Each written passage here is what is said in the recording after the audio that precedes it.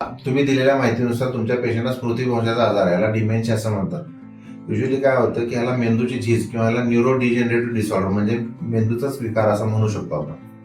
आपण सर्वजण जाणतो की वय झाल्यानंतर सिनियर 70-80 वय झाल्यानंतर आपण म्हणतो की पेशंट विसरायला लागला, तर आपण म्हणतो की होतच असतं, असं चालतच असं म्हणतो, वय म्हणून झालं असं आपण म्हणतो. पण लक्षात घ्या, सगळ्याच लोकांना असं होतंय का? आपण पाहिलं की 70-80-90-95 वर्षापर्यंत पण काही जणांची बुद्धी किंवा स्मरणशक्ती तेवढीच राहते.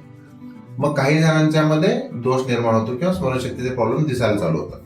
मग हे जे स्मरणशक्तीचा प्रॉब्लेम आहे हा काही जणांना लवकर दिसतो, काही जणांना उशिरा पण दिसू शकतो. आता आपल्या पेशंटमध्ये तसं दिसतंय. आता सगळ्यांना असं होणार नाही, पण काही लोकांनाही असं होऊ शकतं.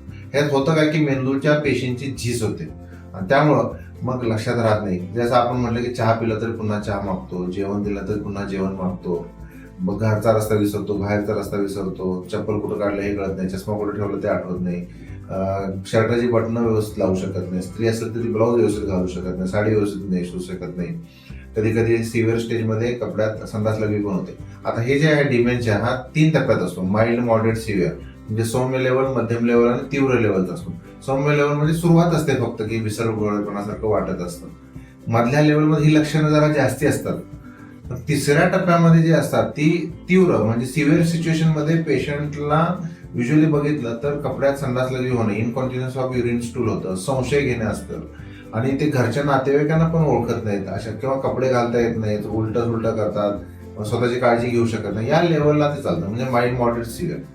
आता ट्रीटमेंट देणं म्हणजे काय? लक्षात घ्या, ट्रीटमेंट देणं म्हणजे आपण आता जो काही आजार आहे ह्याला जे काही आहे ह्याला औषध, ह्याला सपोर्टिव्ह म्हणून ट्रीटमेंट आहे. म्हणजे काय सांगतो, उदाहरणार्थ आता स्मरणशक्ती जेवढी खराब झालेली आहे, थोडं खराब झालं आणि काही थोडं शिल्लक आहे, तर ट्रीटमेंट देणे म्हणजे काय की जे बिघडलेलं आहे त्याला काही करता येत नाही, पण जे बिघडणार आहे त्यासाठी आपल्याला औषधानं त्याचा जो स्पीड आहे तो कमी करू शकतो, जो बिघडायचा जो स्पीड आहे तो कमी करू शकतो.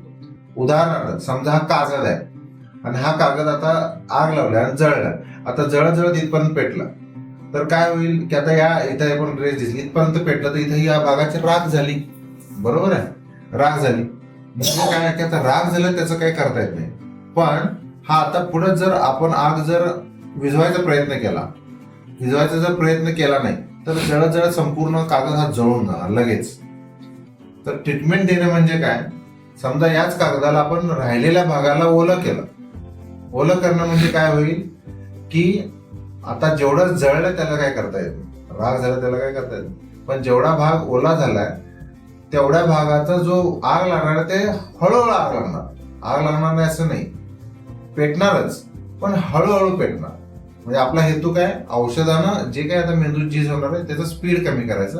जसं कागद ओलं केल्यावर हळूहळू जळणार, किंवा ओलं लाकड आहे त्याला ओलं केल्यानंतर ते हळूहळू जळणार, आणि जे सुकं लाकूड आहे ते जळले असं आपण म्हणू शकतो. लक्षात आलं? ह्याच्यामध्ये आपण असं म्हणतो, आपण ट्रीटमेंट दिल्यानंतर, पण लक्षात घ्या की ट्रीटमेंट दिल्यानंतर स्मरणशक्ती म्हणजे डिमेन्शियाचे भरपूर प्रकार असतात.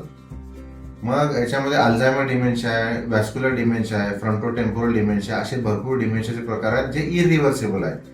इरिव्हर्सिबल म्हणजे स्मरणशक्ती पुन्हा येत नाही. पण काही रिव्हर्सिबल डिमेन्शिया आहे, म्हणजे थायरॉइडचा प्रॉब्लेम असेल, व्हिटॅमिन B12 ची डिफिशियन्सी असेल, तर अशा सिच्युएशनमध्ये कधी कधी स्मरणशक्तीचे इश्यू असू शकतात. तर या केसमध्ये थायरॉइडचा इश्यू जर दूर केला, आपण B12 जर सप्लाय व्यवस्थित केला, न्यूट्रिशनल इश्यू जर असतील तर ते जर व्यवस्थित केलं तर रिव्हर्सिबल डिमेन्शिया असेल तर त्याच्यात इम्प्रूव्हमेंट होऊ शकते. त्यामुळे प्रॅक्टिकली जेव्हा आपण ट्रीटमेंट देतो तेव्हा काही आम्ही औषध इंजेक्शन दिल्यानंतर काही प्रमाणामध्ये पेशंटमध्ये सुधारणा थोडी दिसू शकते, पण सगळ्याच भागामध्ये म्हणजे सगळ्यात जो मुख्य दोष आहे तो आपल्याला त्यात इम्प्रूव्हमेंट होईल असं नाही, पण थोडीफार सुधारणा आपल्याला दिसू शकते.